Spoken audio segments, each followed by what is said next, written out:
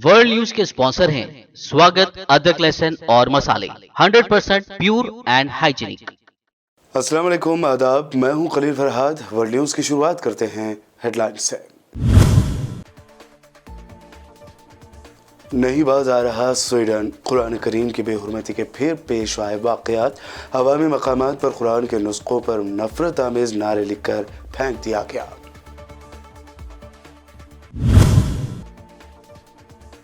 गजा से रॉकेट दागे जाने का इल्ज़ाम लगाकर इसराइल ने गजा पर की बमबारी। हमास की जवाबी कार्रवाई से खबरदार करते हुए इसराइल में बजने लगे वार्निंग के सायरन।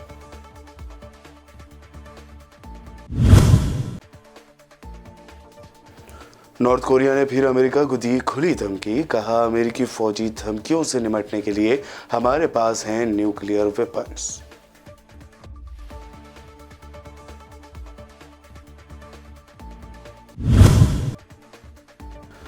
राजस्थान में आरएसएस के प्रोग्राम में दत्तात्रेय होसबोले की अजीब दलीलें। कहा, भारत में रहने वाला हर शख्स पैदाइशी हिंदू, गौमांस खाने वालों की हो सकती है घर वापसी।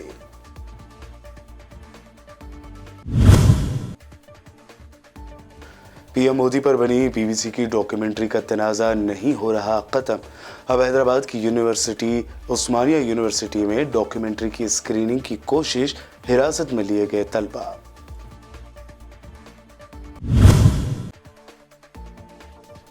और 28 महीने और लंबी लड़ाई के बाद आखिरकार सच को मिली जीत। यूपी की जेल से छूट गए केरल के जर्नलिस्ट सिद्दीक कप्पन। देशद्रोह का लगा था इल्जाम।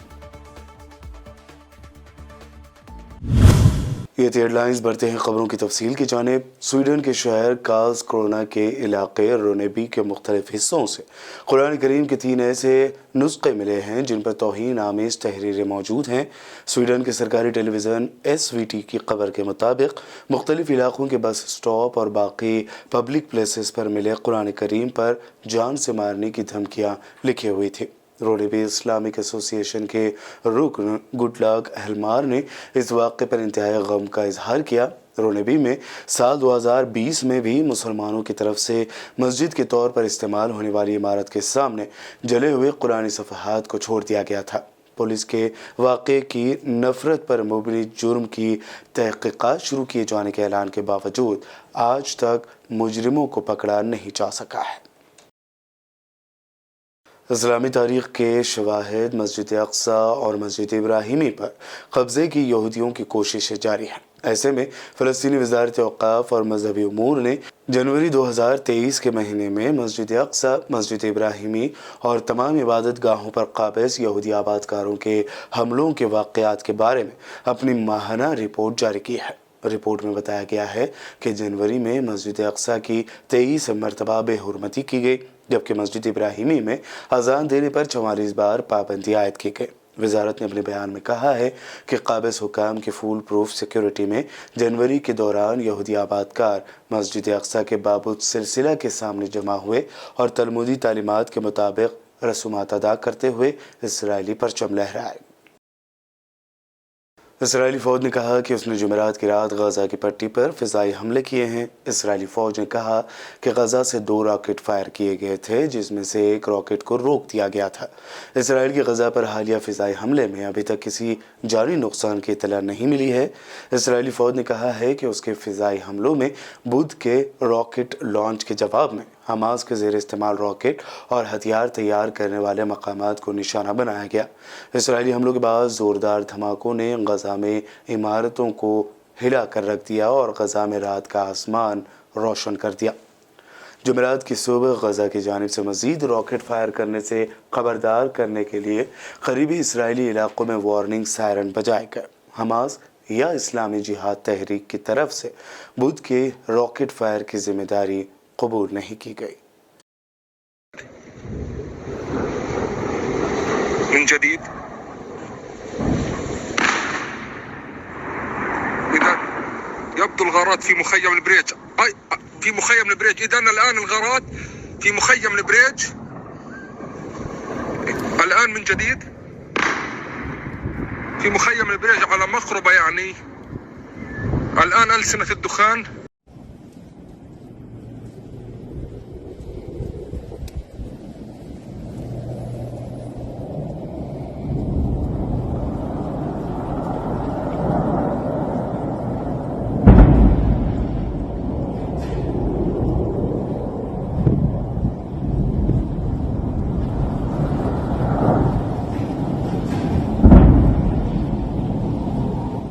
गजा में कशीदा हालात के दरमियान मगरबी किनारे में दो अलग अलग वाक़यात में इसराइली फ़ौज की फायरिंग में 2 फ़लस्तीनी नौजवानों के मारे जाने की खबर है।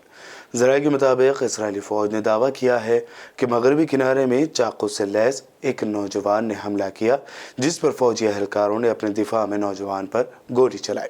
दूसरी जानिब ऐनी शाहिद का कहना है कि नौजवान को चौकी पर रोका गया था और तलाशी के दौरान होने वाली तलक कलामी पर इसराइली फ़ौजियों ने गोलियां मारकर फ़लस्तीनी नौजवान को शहीद किया, जबकि महलूक नौजवान निहत्था था, उसके पास कोई हथियार नहीं था। उधर मगरबी किनारे के एक और इलाके में इसराइली फ़ौज ने फ़लस्तीनी नौजवान को अपनी बर्बरियत का निशाना बनाया। नौजवान को पिस्तौल रखने का इल्ज़ाम आयद करके शहीद किया गया। इसराइली फ़ौज ने इस साल के पहले महीने में 35 फ़लस्तीनी नौजवानों को बेदर्दी से शहीद किया है, जिसमें एक ही वाक़े में 10 नौजवानों को शहीद किया गया था। वहीं इसके बाद मगरबी किनारे में कशीदगी बरकरार है। अमेरिकी फ़ॉरेन मिनिस्टर एंटोनी ब्लिंकन ने अफ़गानिस्तान में ख़वातीन के लिए मुलाज़मत और तालीम की सख्त पॉलिसियों के जवाब में तालिबान पर नई वीज़ा पाबंदियां आयद कर दी हैं। एंटोनी ब्लिंकन ने एक बयान में कहा कि वो तालिबान के मौजूदा या साबिक़ अरकान, गैर रियासती सिक्योरिटी ग्रुपों के अरकान और दीगर अफराद पर वीज़ा की पाबंदियां आयद कर रहे हैं। ये पाबंदियां उन अफराद पर लगाई गई हैं जिनके बारे में ख्याल है कि वह अफ़गानिस्तान में ख़वातीन और लड़कियों के हुकूक सलब करने के ज़िम्मेदार हैं। तुर्किया ने कहा है कि मगरबी ममालिक की जानिब से यूक्रेन को टैंकों और दीगर भारी हथियारों की फराहमी तनाज़े का हल नहीं है। रूसी खबर रसाई इदारे के मुताबिक तुर्किया के सदर रजब तैयब एर्दोगान ने हालिया इंटरव्यू में कहा कि मगरबी ममालिक की तरफ से यूक्रेन को टैंकों समेत हथियारों की फराहमी यूक्रेन तनाज़े में कमी नहीं बल्कि इजाफा करेगी। उन्होंने कहा कि मैं यकीन से नहीं कह सकता कि यूक्रेन को जंगी सामान फराहम करना इस तनाज़े का हल है। उन्होंने मज़ीद कहा कि हम तवक्को करते हैं कि मगरबी ममालिक यूक्रेन और रूस के दरमियान मज़ाकरात के लिए हमारे मुतालबात की हिमायत करेंगे। नॉर्थ कोरिया ने कहा है कि हम जौहरी हथियारों के इस्तेमाल से किसी भी अमेरिकी फ़ौजी खतरे का मुकाबला कर सकते हैं। रूसी खबर रसाई इदारे के मुताबिक शुमाली कोरिया के वज़ारत ख़ारजा के तर्जुमान प्योंगयांग ने जारी बयान में कहा कि अमेरिका और उसके इत्तेहादियों की जानिब से किए गए इक़दामात की वजह से जज़ीरा नुमा कोरिया और पूरे खित्ते में फ़ौजी और सियासी सूरत हाल अपनी इंतहा पर पहुँच गई है और शुमाली कोरिया अपने जौहरी हथियारों के इस्तेमाल के साथ किसी भी तरह की अमेरिकी फ़ौजी धमकियों से निपटने के काबिल है।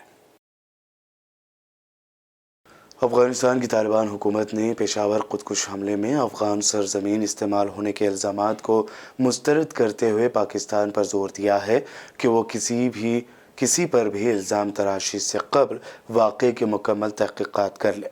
तालिबान हुकूमत के फ़ॉरेन मिनिस्टर अमीर खान मुत्तकी ने काबुल में एक तक़रीब से खिताब करते हुए कहा कि पाकिस्तानी हुकाम को अपने सिक्योरिटी चैलेंजेस का खुद हल तलाश करना चाहिए और दो मुस्लिम मुल्कों के दरमियान नफ़रत के बीज बोने से परहेज़ करना चाहिए।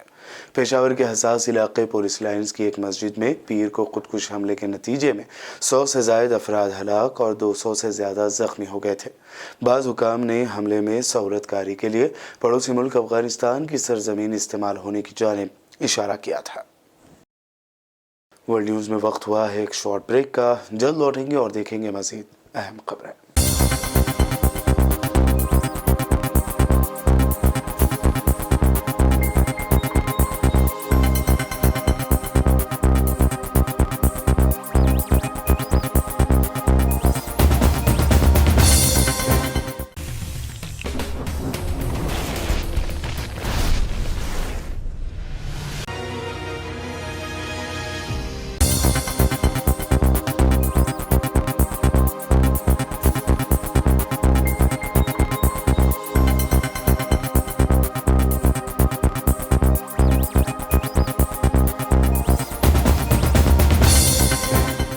ब्रेक के बाद आइए अब देखते हैं अहम नेशनल न्यूज़। राजस्थान के जयपुर में इन दोनों आरएसएस का प्रोग्राम चल रहा है, जिसमें शिरकत करने के लिए आरएसएस के जनरल सेक्रेटरी दत्तात्रेय होसबोले भी पहुंचे।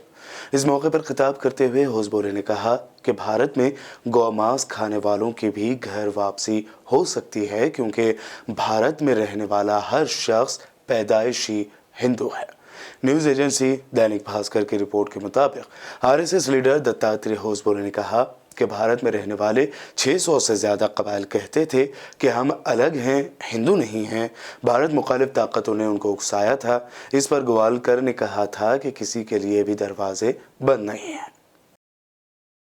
देखो, जो जिनके पूर्वज हिंदू हैं वो हिंदू हैं। वो आज कौन से पूजा पाठ करता है, उनके क्या अभिपंथ है, वो हमारे विचार नहीं है। जिनके पूर्वज हिंदू हैं वो हिंदू हैं। जो स्वयं को हिंदू मानता है वो हिंदू है। और तीसरा भी एक है, हम जिनको हिंदू कहते हैं वो हिंदू है। भारत में कितने जनजातियां हैं? 600 से अधिक। दक्षिण में, उत्तर में, पूर्वांचल में, मध्य भारत में। वहां के जनजाति तथा हम अलग अलग है, हम हिंदू नहीं है। कई जगह पर उनको आप हिंदू नहीं है ऐसे कहने का, उकसाने का कार्य लोगों ने किया, भारत विरोधी ताकतों ने। लेकिन वो हिंदू हैं और यदि वो मतांतरित हुए हैं उनको वापस ला सकते हैं। ये गुरुजी ने एक हिंदू समाज के धार्मिक नेतृत्व को, शंकराचार्यों को समझाया। ठीक है, वो गोमांस खाए होंगे मजबूरी से, लेकिन किसी कारण से वो गए तो दरवाजा नहीं बंद कर सकते, इसलिए वो घर के अंदर आ सकते, घर वापसी उनको करवा सकते हैं। देखो, जो जिनके पूर्वज हिंदू हैं वो हिंदू हैं।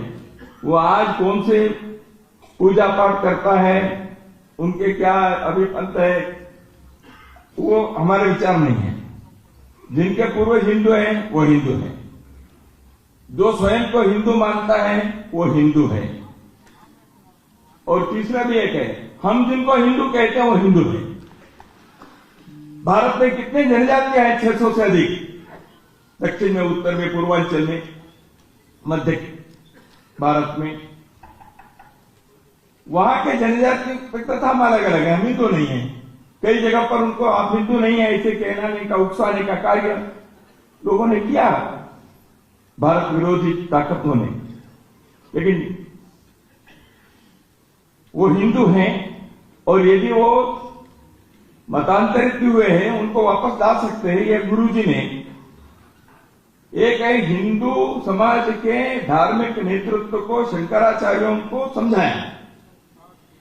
ठीक है, वो गोमांस खाए होंगे मजबूरी से, लेकिन किसी कारण से वो गए तो दरवाजा नहीं बंद कर सकते, इसलिए वो घर के अंदर आ सकते, घर वापसी उनको करवा सकते हैं। वो आज कौन से पूजा पाठ करता है, उनके क्या अभिपंथ है, वो हमारे विचार नहीं है। जिनके पूर्वज हिंदू हैं वो हिंदू हैं। साल 2002 के गुजरात फसादात में पीएम मोदी के रोल को लेकर बनाई गई बीबीसी डॉक्यूमेंट्री पर हंगामा जारी है। अब हैदराबाद में भारत राष्ट्रीय समिति यानी बीआरएस की स्टूडेंट विंग ने बीबीसी की डॉक्यूमेंट्री की स्क्रीनिंग की कोशिश की, जिसके बाद पुलिस ने कई कारकुनों को हिरासत में ले लिया। कल 1 फरवरी को बीआरएस की तलबा तंजीम के कारकुन उस्मानिया यूनिवर्सिटी के आर्ट्स कॉलेज के कैंपस में बीबीसी की डॉक्यूमेंट्री की स्क्रीनिंग करने के लिए जमा हुए। वहीं इस दौरान इत्तला मिलने पर पुलिस मौके पर पहुंच गई और बीबीसी की इस डॉक्यूमेंट्री को बताने से रोक दिया गया। बाद में पुलिस ने स्क्रीनिंग कर रहे तलबा को गिरफ्तार कर लिया और उन्हें उस्मानिया यूनिवर्सिटी पुलिस स्टेशन ले जाया गया। यूपी के हाथरस में गैंगरेप के वाक़े की रिपोर्टिंग करने पहुंचे केरल के जर्नलिस्ट सिद्दीक कप्पन को मुल्क से गद्दारी का इल्ज़ाम लगाकर गिरफ्तार कर लिया गया था। अब करीब 28 महीने यानी 2 साल 2 महीने जेल में रहने और तवील कानूनी लड़ाई लड़ने के बाद सिद्दीक कप्पन को जेल से रिहा कर दिया गया है। कल ही अदालत में श्योरिटी देने के बाद सिद्दीक कप्पन को जमानत दी गई थी। जेल से रिहा होने के बाद सिद्दीक कप्पन ने एनडीटीवी से कहा कि मैं सख्त कवानीन के खिलाफ अपनी लड़ाई जारी रखूंगा। उन्होंने जमानत मिलने के बाद भी मुझे जेल में रखा। मुझे नहीं पता कि मेरे जेल में रहने से किसे फ़ायदा हो रहा था। ये 2 साल बहुत मुश्किल थे, लेकिन मैं कभी नहीं डरा था। And a Kathit Patrika, the way it was said. So, how do you respond to that? Press club of India कथित है, कथित प्रेस क्लब ऑफ इंडिया है दिल्ली में, या Kerala union of working journalists, वो भी कथित होगा। मतलब सरकार का खिलाफ या सरकार का पसंद नहीं है तो वो खदीद होगा, टेररिस्ट होगा। वो एक न्यू इरा, एक ट्रेंड है। कांग्रेस सदर मल्लिकार्जुन खड़गे ने आज मीडिया से बात करते हुए दावा किया कि चंद कंपनियों को पैसा दिया जा रहा है और मुल्क की आवाम को धोखा दिया जा रहा है। इस बारे में पार्लियामेंट में बहस हो। करोड़ों लोगों से संबंधित इंस्टीट्यूशन का पैसा आज बर्बाद हो रहा है और दूसरी तरफ जो बैंक है, SBI बैंक हो और दूसरे नेशनलाइज्ड बैंक्स हो, उसमें भी गरीब लोग अपना पैसा रखते हैं और वो पैसा भी आज हर जगह डिस्ट्रीब्यूट किया जा रहा है, चंद कंपनियों को दिया जा रहा है और उस कंपनी के बारे में इंटरनेशनली एक रिपोर्ट जो बाहर आई US की कंपनी, एक हिडनबर्ग जो रिसर्च इंस्टीट्यूट है उसने बाहर निकाला है।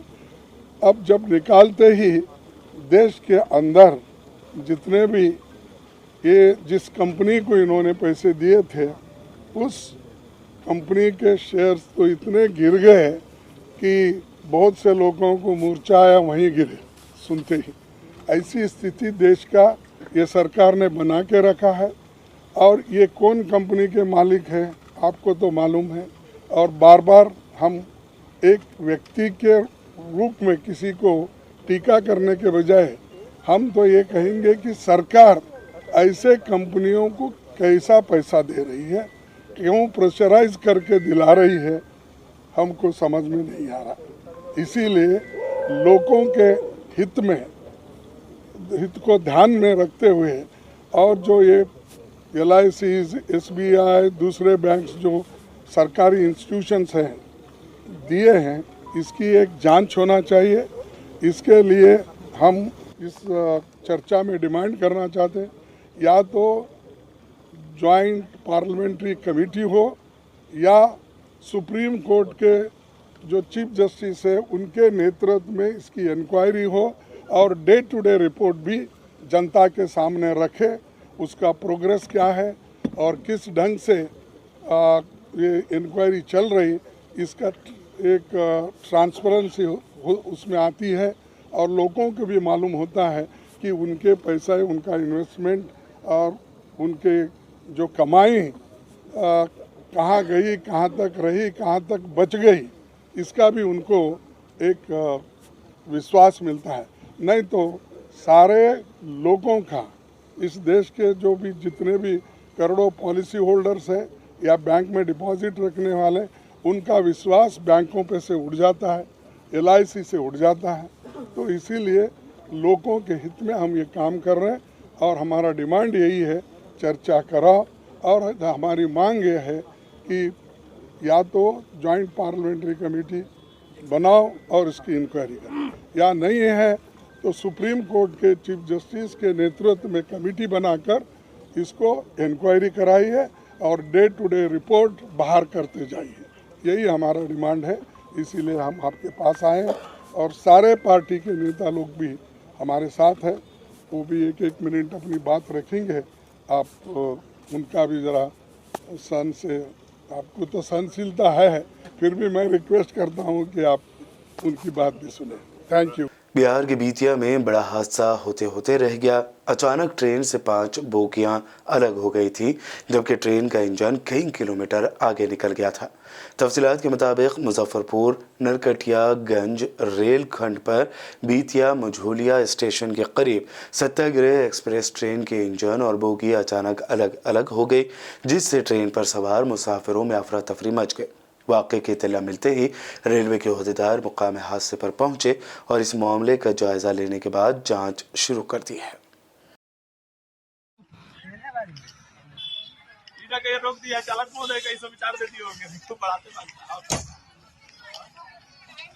उसको पता भी नहीं चलता, पट के आ जा। टूट गया है कि छोड़ा है? कहाँ भी जाएगा?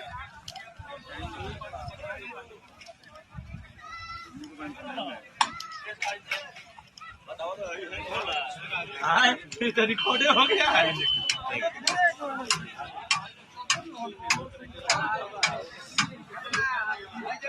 आखिर में हेडलाइंस पर एक और नजर। नहीं बाज आ रहा स्वीडन, कुरान करीम की बेहुरमती के फिर पेश आए वाक़यात। अवामी मकामात पर कुरान के नुस्खों पर नफरत आमेज नारे लिखकर फेंक दिया गया।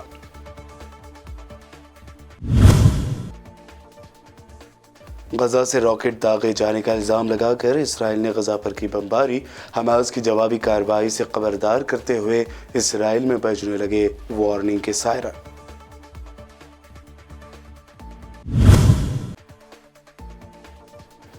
नॉर्थ कोरिया ने फिर अमेरिका को दी खुली धमकी। कहा, अमेरिकी फौजी धमकियों से निपटने के लिए हमारे पास हैं न्यूक्लियर वेपन्स।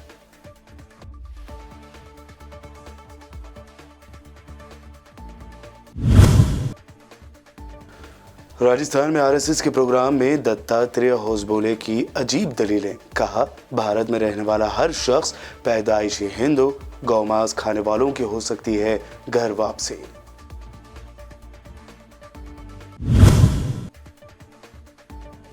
पीएम मोदी पर बनी बीबीसी की डॉक्यूमेंट्री का तनाज़ा नहीं हो रहा खत्म। अब हैदराबाद की यूनिवर्सिटी उस्मानिया यूनिवर्सिटी में डॉक्यूमेंट्री की स्क्रीनिंग की कोशिश। हिरासत में लिए गए तलबा।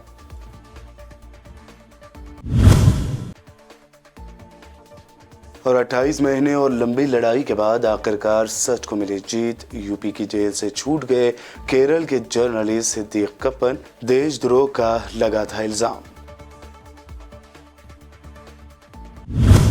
वर्ल्ड न्यूज में ये थी अब तक की अहम इंटरनेशनल और नेशनल न्यूज। देखते रहिए बीबीएन चैनल।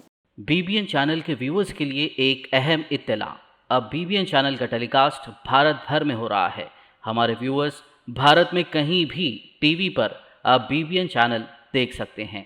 स्क्रीन पर बीबीएन चैनल की टेलीकास्ट डिटेल्स दस्तयाब हैं। इसके अलावा भारत भर में किसी भी एरिया में अगर आप बीबीएन चैनल देखना चाहते हैं तो आप अपने केबल ऑपरेटर को इसके लिए कह सकते हैं। आपकी डिमांड पर वो ज़रूर बीबीएन चैनल टेलीकास्ट करेंगे, क्योंकि बीबीएन एक फ्री टू एयर चैनल है। इसके लिए आपको सिर्फ हमारे दिए गए नंबर पर केबल ऑपरेटर से कॉल या व्हाट्सएप पर मैसेज करवाना है। हम आपके केबल ऑपरेटर तक बीबीएन चैनल पहुंचा देंगे, जिससे वो आपके एरिया में टेलीकास्ट कर सकते हैं। इसके लिए चैनल की हमारी पूरी टीम लगातार काम कर रही है ताकि आप तक बीबीएन चैनल को पहुंचाया जाए। इसके अलावा बीबीएन चैनल को भारत भर में रिपोर्टर्स की ज़रूरत है। अगर आप सहाफ़ी हैं और बीबीएन चैनल से जुड़ना चाहते हैं तो आप भी दिए गए नंबर पर रब्त कर सकते हैं।